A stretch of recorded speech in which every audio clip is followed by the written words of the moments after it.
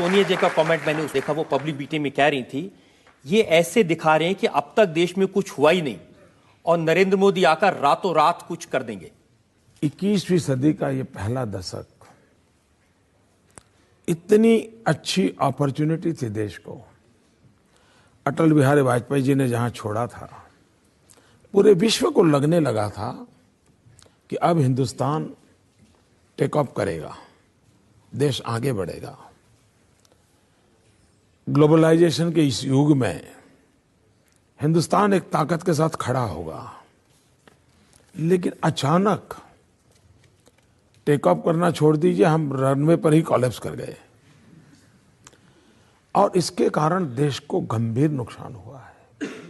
और उस संदर्भ में हम कहते हैं कि जितनी संभावनाएं पड़ी थी, आप मुझे बताइए, आपने ऐसा कोई देश देखा है कि गेहूं विदेश भेजे और चपाती बाहर से मंगवाए? ऐसा कोई देखा है?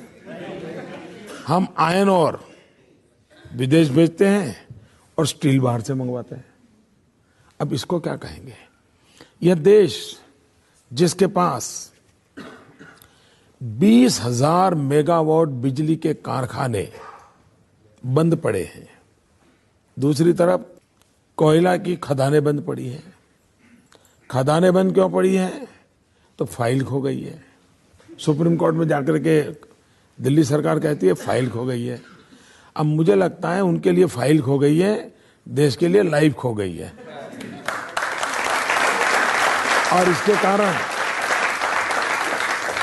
अगर वो कोयला होता तो 20,000 मेगावाट बिजली के कारखाने चलते, बिजली मिलती तो छोटे मोटे उद्योग चलते, छोटे मोटे अगर उद्योग चलते तो नौजवानों को रोजगार मिलता, देश का जीडीपी आज जो गिर गया है वो नहीं गिरता।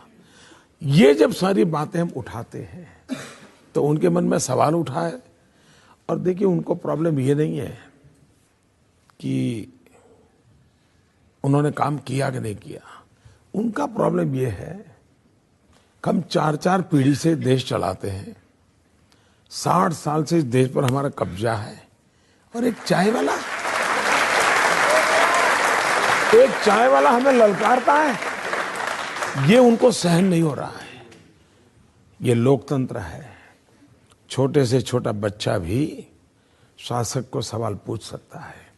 इनको सवाल सुनने की आदत नहीं है। परेशानी इस बात की है, परेशानी इस बात की है कि ये चाय वाला प्रधानमंत्री बनने की कोशिश कर रहा है। पहली बात है,